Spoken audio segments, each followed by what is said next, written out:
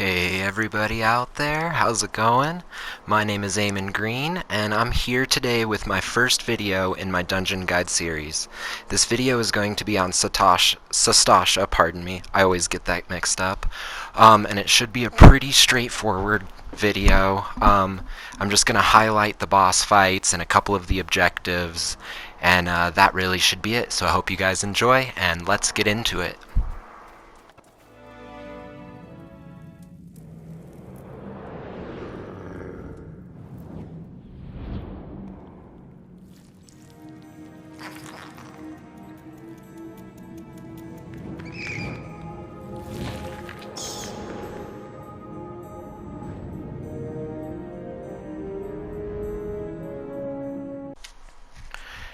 Alright, we're back after that really beautiful dungeon intro. That is personally one of my favorites. I do love the Sastasha Sea Grot. I think it's a beautiful area.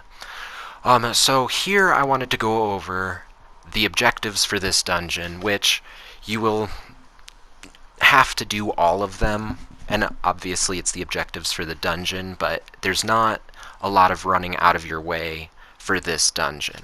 So the objectives are activate the coral trigger, open the hidden door, discover the pirate captain, obtain the Wave Rider gate key, and defeat Den the Orcatoothed. So really, the only thing I wanted to touch on with these objectives is when you're activating the coral trigger, there will be 3 colored coral triggers. There will be a red one, a green one, and a blue one. And it will randomize when you load into this dungeon. There is a bloody memo. It's pretty easy to miss. It's just laying on the floor in a room that you might get taken past if your tank is going or if you guys are doing a quick dungeon, so it's not really necessary to pick it up. When you get to the coral triggers, just pick one, and the person who activates it, if it's the wrong trigger, will get doused in poison, and they gain the poison status effect, which is not a very big deal. I always just heal it with Asuna. That's, the easy way to take care of that. So other than that, these are very easy. The keys that you need are laying on the ground, and the final objective is beating the final boss. Pretty easy stuff. So the next part of this dungeon guide, I really wanted to just touch on the bosses, a few of their mechanics, and things to make them a little easier. This is the very first dungeon, so they're really not all that hard in the first place, but it is good stuff to know. So let's go check it out. So this is the very first boss fight. And in order to summon Chopper, you have to pick the right coral formation, and this is what I was talking about earlier in this dungeon guide. As you can see, I'll run up to blue, and I just pick it. I was just picking one and seeing what happened. And as you can see, I will get the poison status effect after this happens. Which, oh, and the Cave Aurelia will summon. I did forget about that. So that's just something to look out for, but really all in all, it's not very hard to get rid of the poison status effect, and then you just pick another coral. So when you pick the right coral formation, the inconspicuous switch will show up like it just did on my screen, and Chopper will summon, I'm pretty sure. Oh, when you hit the inconspicuous switch, okay. So he's a very straightforward boss fight. I'm healing in this dungeon, so I throw in a few spells here and there in between, keeping my tank topped off. That's the AoE attack to watch out for. It's very simple. Gives you plenty of time to run out of the way. And yeah, that's pretty much Chopper in a nutshell. I mean, as you can tell, we're burning him down pretty quickly. So, yeah, there's that. This fight will finish, and we'll move on to the next boss fight, Captain Madison Part 1.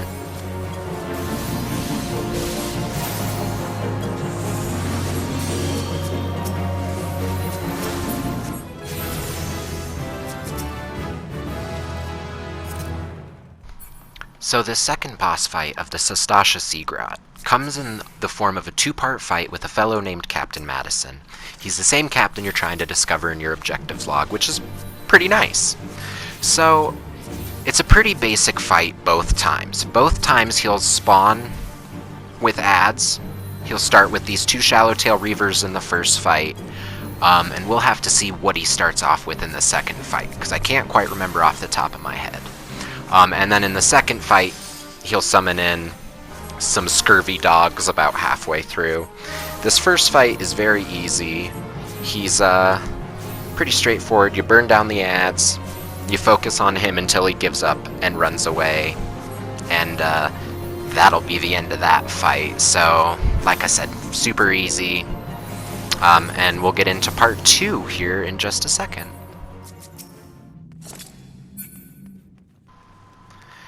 So, in the second part, I guess he starts with 2 more Shallowtail Reavers. And like I said, he'll summon in some scurvy dogs about midway through the fight.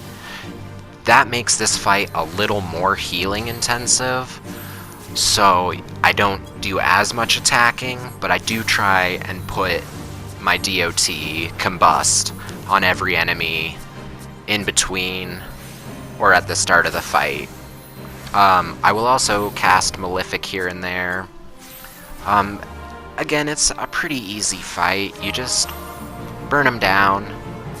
If you're a ranged DPS or the healer, it would be wise to know that if the scurvy dogs are trying to attack you, like you generate that much hate, you'll see me run pretty close to the tank, and I just let him pick up these mobs off of me, and I kind of just stay still until they're off.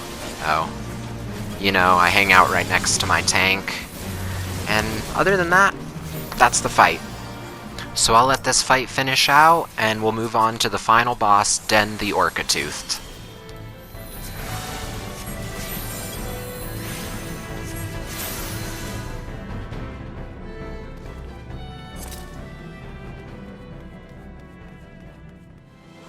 Alright, so here we are at the final fight of Sastasha against Den the Orcatoothed. This is a very easy boss fight, and if everyone is on point, it'll go very quickly. There are these 4 grates in every corner of the arena that have unnatural ripples, and at some point they will spawn additional mobs out of them. You can interact with them to mitigate that. I honestly think that's a waste of time, as you can really just burn him down before they spawn, or by the time they spawn. In this video, I think they spawn right at the end of this fight. If you're a healer, definitely keep your tank and DPS topped off, but do not be afraid to throw your DOT or just cast your basic spells on them. A little bit goes a long way, honestly. Like, you don't do much damage, but every little bit counts. So let's let this fight finish out, and I'll see you guys at the outro.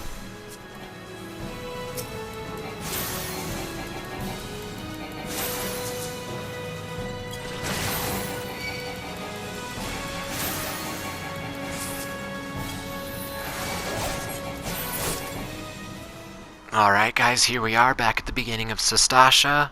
Hopefully you guys liked that video. Hopefully it gave you some insight into this dungeon and helped you guys along. Even though it was the very first dungeon, it's nice to have a resource you can go to. So smash like, hit subscribe if you like this content, and I will see you guys in the next video.